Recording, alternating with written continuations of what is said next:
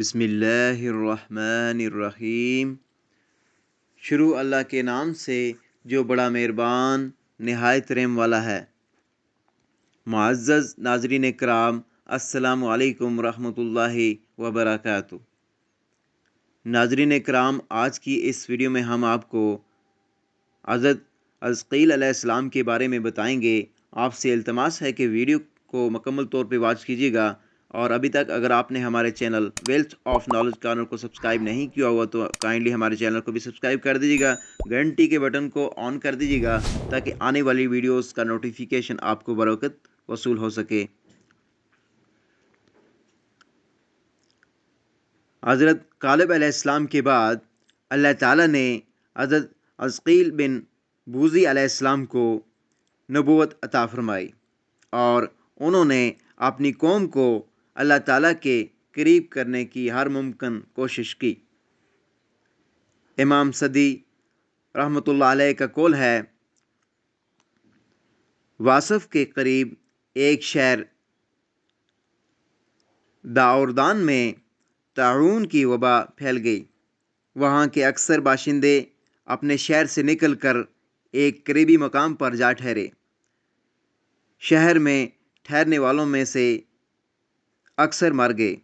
وبا ختم ہونے پر جب لوگ شہر میں واپس آئے تو شہر میں باقی رہنے والوں نے کہا، شہر سے نکلنے والے ہم سے زیادہ سمجھدار تھے، اگر دوبارہ طاعون کی وبا پھیلی تو ہم بھی شہر سے دور چلے جائیں گے۔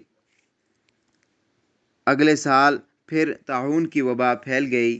یہ تمام لوگ، جن کی تعداد 35,000 تھی، ایک وسیع میدان میں جا کر ٹھہرے۔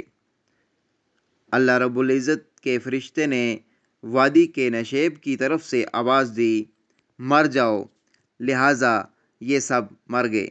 اسی دوران وہاں سے ایک نبی حضرت عزقیل علیہ السلام کا گزر ہوا۔ انہیں دیکھ کر رک کر ان کے متعلق پوچھنے لگے۔ آپ علیہ السلام ابھی ان کی موت پر تعجب ہی فرما رہے تھے کہ اللہ تعالیٰ کی طرف سے وحی آئی۔ کیا آپ دیکھنا چاہتے ہیں کہ میں ان کو کس طرح زندہ کروں گا؟ آپ علیہ السلام نے کہا، جی ہاں۔ اللہ تعالیٰ نے فرمایا، آواز دیجئے، یہ زندہ ہو جائیں گے۔ انہوں نے کہا، اے ہڈیو، اللہ تعالیٰ تمہیں حکم دیتا ہے اکٹھی ہو جاؤ۔ یہ سنتے ہی ہڈیاں ایک دوسرے سے جڑنے لگیں، یہاں تک کہ ڈھانچے تیار ہو گئے۔ پھر فرمایا، انہیں حکم دیجئے کہ اللہ تعالیٰ تمہیں حکم دیتا ہے کہ گوشت پہن لو۔ یہ کہتے ہی ان پر گوشت چڑھ گیا، اور ان پر وہ لباس بھی آ گیا جو انہوں نے پہنا ہوا تھا۔ پھر حکم ہوا، اللہ کے حکم سے کھڑے ہو جاؤ۔ وہ اللہ کے حکم سے کھڑے ہو گئے۔